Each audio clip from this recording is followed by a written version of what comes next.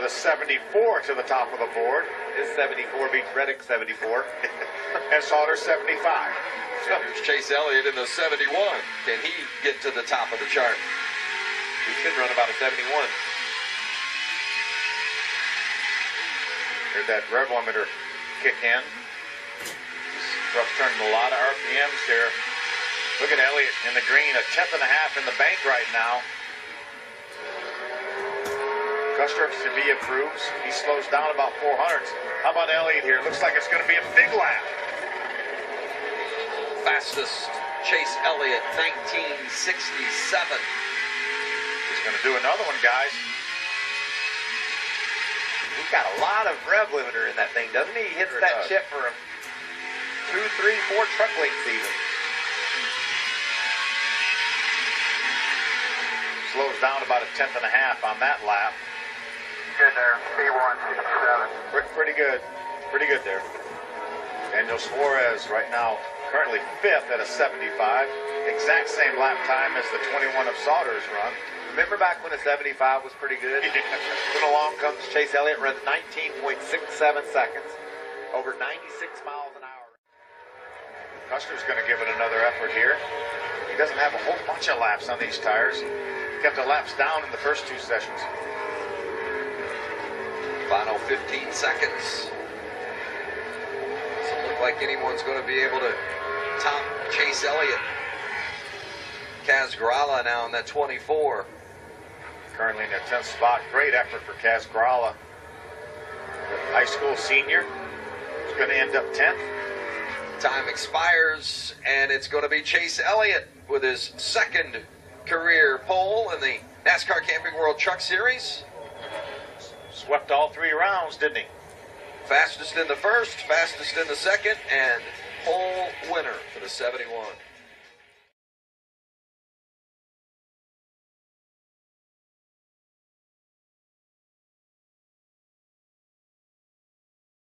Cup standout Chase Elliott revisits the Truck Series for the first time in almost 3 years, and he's back with a flair. Dominant in qualifying, he'll try to become the 9th driver to win from the pole at Martinsville. This is the first race. Wins a series best for William Byron. Who will do it today? Will it be one of the 6 chasers? Byron, Christopher. Love that sound. So much history. The trucks are about to go racing for the 36th time at Martinsville. Starting lineup. Speaking of starting spots, you'll see those roll by at the top of the screen.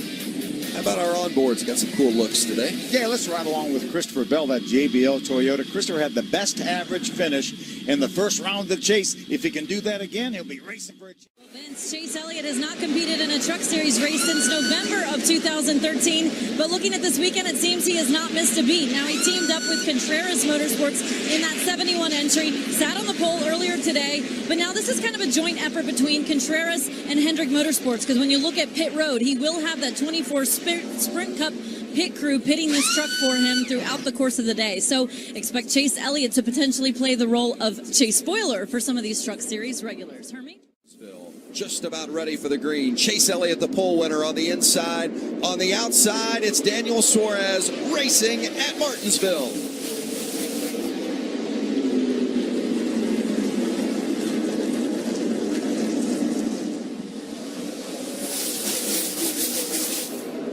It's all about getting down to the inside. You saw Cameron Haley, that 13 truck, turn hard left to get to the inside. Kaz Grala is going to get stuck 3 wide on the outside. That's not where you want to be. He's going to lose some spots for it. Cole Custer really did. Chase Elliott, the early leader here at Martinsville. Of course, Elliott pole time in the Sprint Cup Series. First truck start in about 3 years. Isn't happy with the way he's driven here at Martinsville. So in preparation for the Cup race, he wanted to get some laps in the truck, and he has made it count here this weekend. Dominated all 3 rounds of qualifying to earn the pole, and he's out front here in the early going today. See Custer able to move in on Elliott here in traffic. Remember, both of these trucks came out of the Junior Motorsports stable. As you see Chase Elliott work his way through traffic. Started on the pole, led the first 10 laps. He's now slipped back a couple of spots, running in third. About a second and a half behind the leader, Johnny Sauter. Yeah, he had fallen back to the 4th spot. He was able to get back by Daniel Suarez a few laps ago. Looked a little bit loose getting in the corner that time, didn't it? You know, Phil, every lap I watch Chase, he goes in the corner. That truck just looks like it's hung out a bit, but he's doing a great job. And I just love seeing the NAPA Chevy out there. That reminds me so much of Ron Hornaday running up near the front, winning races, and Ron, of course, championships, and it's fun to see that truck back out there. Tires and fuel and the track bar adjustment. Same for Johnny Sauter. He started tight, got too loose. 4 tires will go down on the track bar on the 21. Caitlin. Well, Herbie, Chase Elliott has made 2 starts in the truck here at Martinsville. Best effort of 6. He started out the run a little bit loose. He says, I'm too tight now. They're going to go ahead and elect to do a 4-tire stop, make a chassis adjustment, and fuel as well for the 71 of Chase Elliott. You can see all the brake dust off that right front tire that they took off that 71 truck. So who wins the battle off pit road? Looks like it's going to be Chase, followed by Cole Custer. The pit crew getting it done for Chase Elliott. Get up toward the top 5 and make something of this day. He could have to pit when the leaders don't. Maybe if all the leaders come, you stay out. Get your tires either later or earlier than the competition. There's Chase Elliott maneuvering through some lap traffic. Tommy Joe Martin's pushed up to the outside by Cole Custer. 71 of Chase Elliott decided to take the outside. You wonder if, since they're teammates really out of Junior Motorsports, that Cole will lag back enough to let Chase get in front of him, then they'll go on and try to fight it out themselves. As long as they do this properly, it always works nicely. If Cole doesn't get the speed he needs, it's going to stack them up below. See how they pull it off. There goes Elliott to the bottom, just like they choreographed. Jack. Executed perfectly. Chase Elliott to the point. By the way, on Herbie's 7 laps to go. Sauter, the veteran, 2-time winner here. Remember, Chase Elliott said he wanted to run this race just to get more laps, more experience for the Cup race on Sunday, and he's been so good. Fastest in all 3 qualifying rounds. He's led a lot of laps here in this race. In fact, the most laps Chase Elliott has led in this race today. But right now, he's got to chase the veteran Sauter, who's been in love with his truck all weekend long. Yeah, Chase wanted to run this race for experience, but that doesn't mean he doesn't want to win this race, too. And you can see how smart Chase is. Watch him. He's just nipping up to the center of the track a little bit in the center of the corner. You can see him running a bit higher than Sauter, so he can try to duck it to the bottom on exit and get a good run. He's not only challenging for the win, but he's learning a lot of things that will help him tomorrow. See if lap traffic ends up playing a role here in these final laps. Our pole winner, Chase Elliott, led the most laps, finished 2nd today. Caitlin? Yeah, Vince, he was the runner-up today. Very close battle there at the end with you and Johnny Sauter. Did you feel like you had anything for the 21? Yeah, maybe. I don't know. Looking back, obviously, I wish I had done a little something different. I got loose off 2, coming back to the checkered, and that was probably my opportunity to try to get him. But hey, I mean, you got to be careful. Those guys are racing for a championship, and for me, you know, some days it's just not worth, making a mistake and wrecking the guy or whatever. So obviously wish we could have got him, but I appreciate everybody's hard work. I feel like I learned a lot today, and at the end of the day, that's the most important thing for tomorrow. Thank you. Now Chase Elliott will focus on the Cup race for tomorrow. Vince? The last few laps, the 71 of Chase Elliott was on your bumper. What were you expecting from him, and did you get the kind of racing you expected from Chase Elliott? Yeah, I mean, me and Chase had a late model race down in Georgia a few years ago where it didn't quite turn out as good as I had hoped. So I was hoping that it wouldn't be a repeat of that. But, he was here.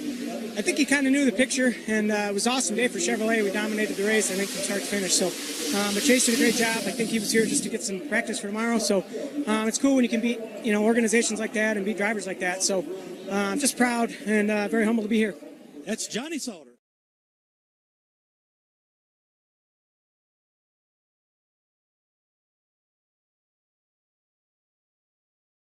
Under green here at Martinsville, you lose a lap, you lose multiple laps. And how far away are we from pitting under green? Well, you figure under green, we've run 97 laps. You expect they can go about 140, 135 on fuel. So, you're 30 to 40 laps away from seeing green flag pit stops. So if they can just get close, maybe pit 10 early, everybody else will be forced to come. We'll just have to see how it works out. And it's been a long time since we've had green flag pit stops. I think Dale Jr. mentioned earlier that it was Kenny Schrader was probably still racing the last time we saw those.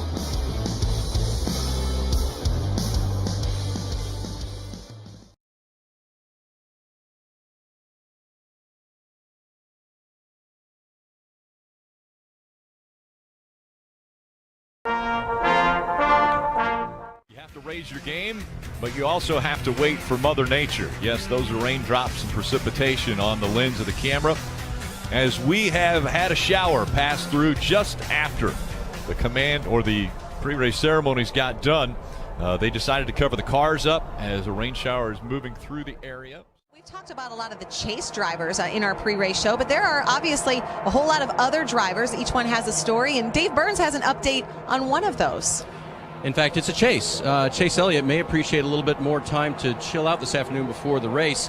He's not feeling well. Flu-like symptoms for Chase yesterday. He did not feel well this morning when I stopped by to check on his day upcoming with his crew. And so they have called on Junior Motorsports driver in the Xfinity Series, Justin Allgaier, to stand by today. Justin raced in the Xfinity Series race yesterday. He's contending for that championship, so he's fresh to the Texas Motor Speedway. But as for Chase, I talked to him just at driver intros, and he said, yeah, I'm just kind of here. I will start the race car. I will get out if I need to. But Chase is hoping that once he's in that car, starts making laps, that maybe it'll just kind of wash away. You drivers ever experienced that kind of a feeling? Yeah, we've been there. Yeah. You know, we've all been there. And you go in not knowing how long you may go. But once you get in there, it's a situation you don't want to get out. And so it has a way of kind of drawing you in that, hey, I feel a little bit better. I'm in my environment here, and this is what I like to do. And you kind of forget that you don't feel well. Yeah, and he was definitely under the weather last night. I ended up going over to a Kelly Blue Book appearance that he was supposed to be at for Mannheim. And Alan Gustafson was there, and he said, it's just he's not 100%. He just feels a little bad. It's not right there. But as Dale said, once you get in a car and the heat gets up and you get in the middle of the competition, a lot of times these guys, you just block it out. It goes away. Now it comes right back as soon as they throw the checkered flag. But you feel like when you're in that car, you're giving 100%, and when you're having a good day, you're not going to get out of that car. And you talked to Chase, I know, today, too. Yeah, I saw him at the driver's meeting, and he said, yes, I'm feeling better today. That didn't mean he felt well. You could kind of see and hear it in the tone of his voice. So hopefully this gives him a little bit more time, get some fluids in him, get himself hydrated, and feel as good as he can to where he can perform whenever this race starts. A look at the history of racing here in the Lone Star State.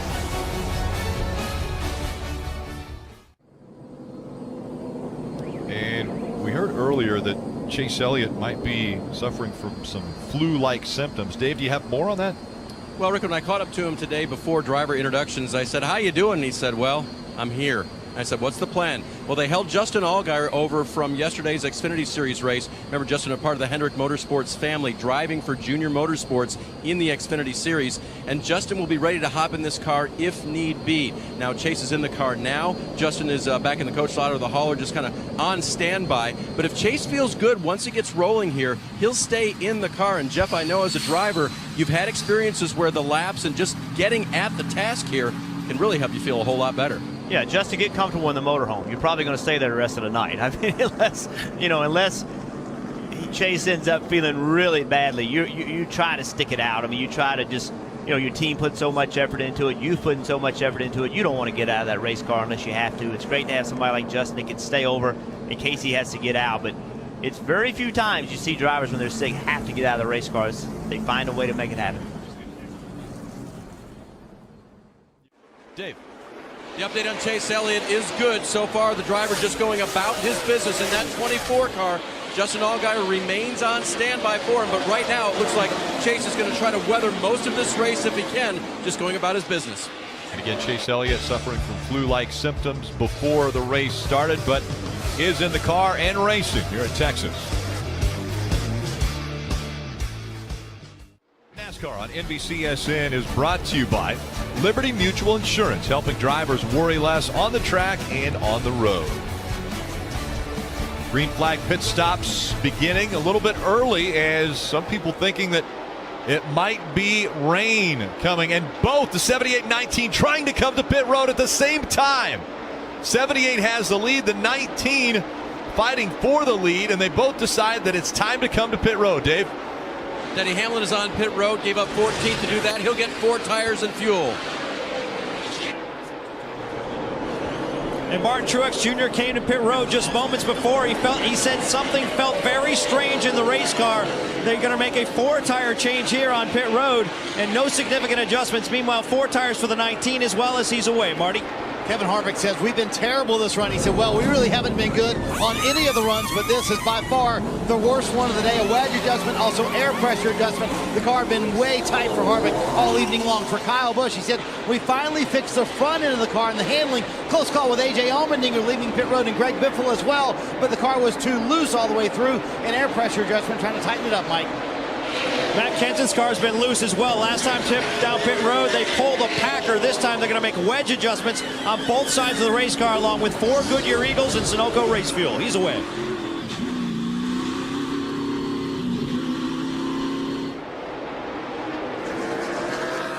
Top 3 were Martin Truex Jr., Carl Edwards, and Joey Logano. They left pit road in that same order. And now we see Chase Elliott breaking into the top 3. This young driver, future of NASCAR, has been very impressive in his rookie season, just 20 years old out of Dawsonville. And Chase Elliott still searching for that first win in the Sprint Cup Series, and even this weekend, suffering from flu-like symptoms and soldiering through and looking very impressive once again as he's in the top 3.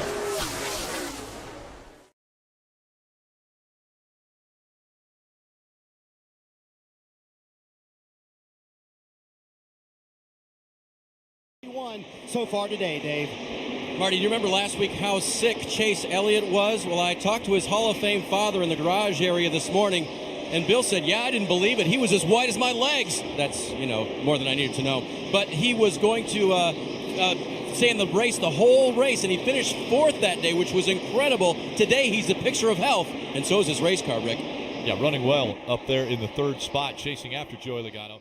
8-lap green flag run as we see the 24 looking to the inside of the 22 per second. Chase Elliott way down the racetrack. Look how far he's down there. But look at what it did. I mean, that was 2 or 3 car lengths. Just completely cleared Joey Logano. Now the hard part, once you get down in the corner, you got to get it slowed way up in order to make the corner, because your angle of attack is completely wrong. Rather than leaving the wall and turning left, you're almost going straight to get to the corner. Much more difficult to make the center of the corner that way. But he did make the pass, and so now Chase Elliott will try to chase down Alex Bowman for the race lead.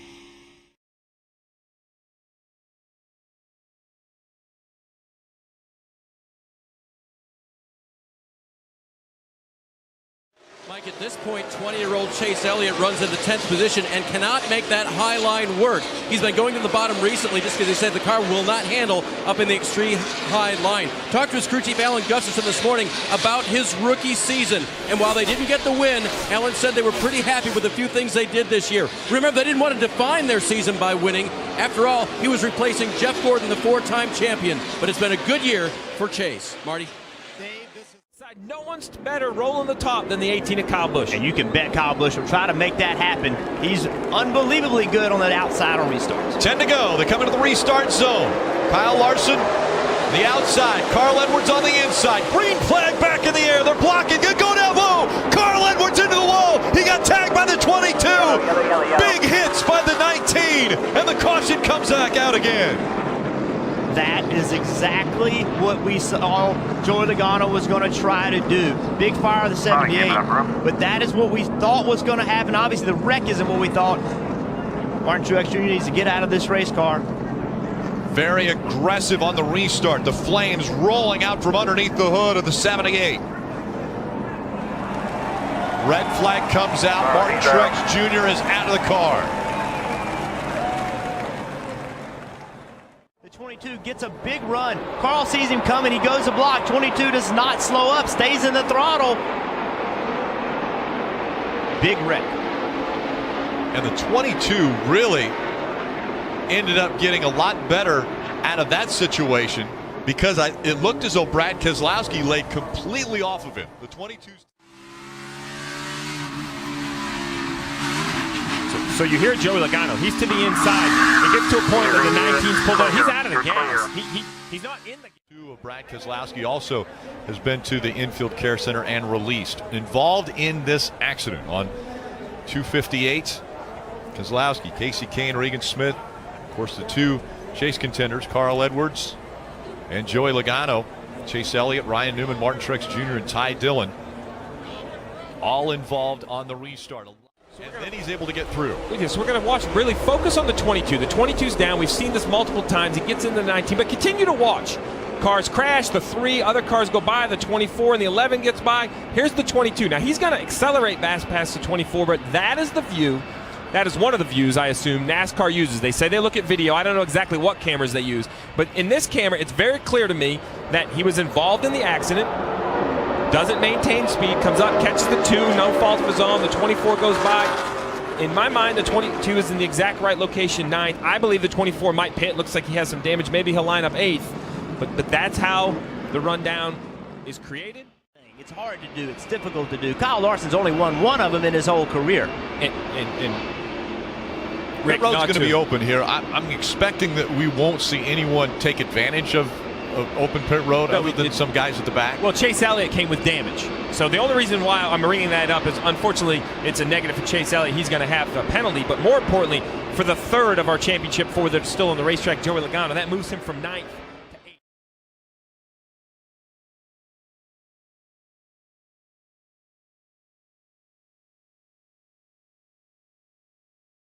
Thank you, guys. I appreciate y'all being here this morning. Nice way to get things started. So thank you for that. Very nice. For us, last December, I was preparing to join the number 24 team. But for me, it hadn't really sunk in that I'd be competing full-time in the NASCAR Sprint Cup Series, which is something I wanted to do for a long, long time. So when we got to Daytona, to me, it finally felt real when we strapped in and started to go. We got the pole at Daytona, which obviously that was a big deal for our entire group, and a lot going on for my first Cup race at Daytona. So one of my favorite moments that weekend was before the race started. Jeff's son Leo came up and he gave me a high five before the race, which I thought was the coolest thing. It really kind of put things in perspective for me, and I realized how big of a deal this was for not just myself but for everybody involved. So that was a neat moment, and I'm just so proud of everyone at Hendrick Motorsports for everything they do. The 524 shop, guys work so hard throughout this season to give us the best race cars that they could give. So very proud of that. And I truthfully feel at home after we've had a year under our belts and racing with these guys, racing in the Cup Series, racing with the 24 team. I feel at home, which I think goes a long way. So a lot of highs and lows, but it's pretty special to make the chase in your rookie year.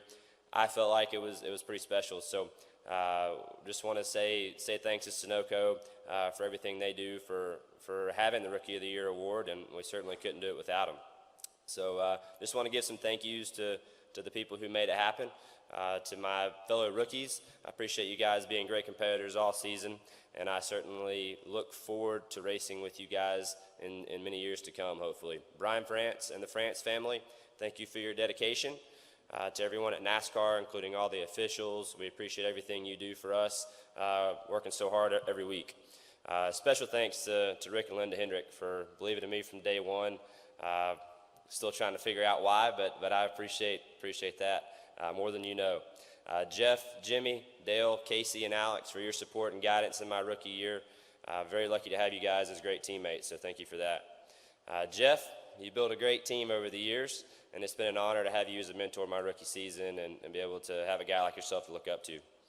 To the families of the number 24 team who make so many sacrifices for us and spend so many days on the road, that's tough to do, so thank you for that. To the Hendrick Motorsports engine and chassis shop, you give us the best of the best as always, and we appreciate that. Sprint, Goodyear, Sunoco, and all the NASCAR partners, thank you. NAPA Auto Parts, thank you for believing and taking a chance on a kid from Georgia. All our partners, Chevrolet, 3M, Mountain Dew, Sun Energy One, Kelly Blue Book, and Valvoline, thank you for everything you guys do to make this season possible. Alan Gustafson and the number 24 team, we've become like a family this year, and I'm very proud to have you guys as teammates and friends. Thank you for that. To my grandma, Mama Joe, And my parents, I love you, and I can't thank you enough for the support and sacrifices that you've made over the years to make this a reality for me. Mom and Dad, I wish you guys were out here, but I've learned a ton from both of you, and I certainly will always look up to you in years to come. Thanks again to Sunoco for presenting this award. It's been an honor, and to everyone here, the fans at home, and even Leo, I'll be waiting for that high five when we get back to Daytona. Thank you.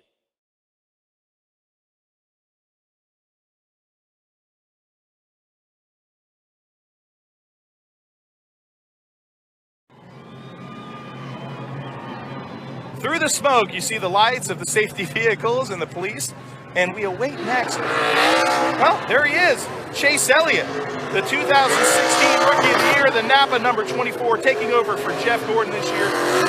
2 pole positions and no wins, but 2 second-place finishes, both at Michigan International Raceway. What a season for the young Dawsonville, Georgia native. The second-generation driver, his first time here in Las Vegas, 21st birthday as well, so this is a weekend he's never going to forget.